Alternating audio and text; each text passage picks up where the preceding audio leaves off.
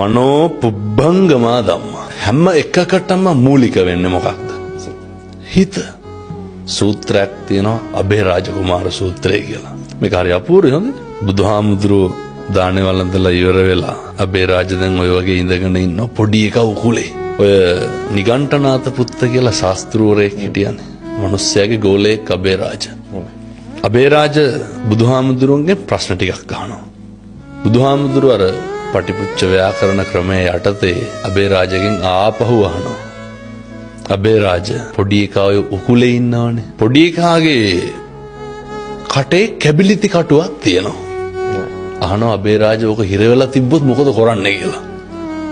අබේ රාජ කොහොමද උත්තර දෙන්නේ? බුදුහාමුදුරුවනේ ඇදලා ගන්නවා. බුදුහාමුදුරුවෝ මොකටද ඇදලා ගන්නෙ? පොඩි එකා බේර ගන්න ඕනේ. පැහැදිලිද මං කියන්නේ? එහෙමයි. බුදුහාමුදුරුවෝ අදිනකොට ලේනවනේ. කෑ ගහනවනේ. රිදෙනවනේ. ඔව් ඒත් බුදුහාමුදුරුවනේ පොඩි එකා බේර ගන්න ඕනේ. අබේ රාජගේ සිතුවිල්ල මොකද්ද? කැබිලිති කඩුව ඇදලා ගන්න ඇයි? පොඩි එකා බේර ගන්න. දැන් පැහැදිලි ඇති මිනිස්සුන්ට මං කියන එක. වේදනයි පොඩ්ඩක්, තුවාලයි පොඩ්ඩක්.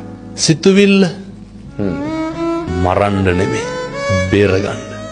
උන්වහන්සේ උගන්වනවනේ චේතනාවමයි කර්මය වෙන්නේ කියලා. මිනිස්සුන්ගේ සිතුවිල්ලේ තියෙන කළු සුදු මට්ටමේ අඩු වැඩි අනුව තමයි කරන ක්‍රියාවේ ප්‍රතිඵල යහපත්ද අයහපත්ද කියන එක තීරණය වෙන්නේ.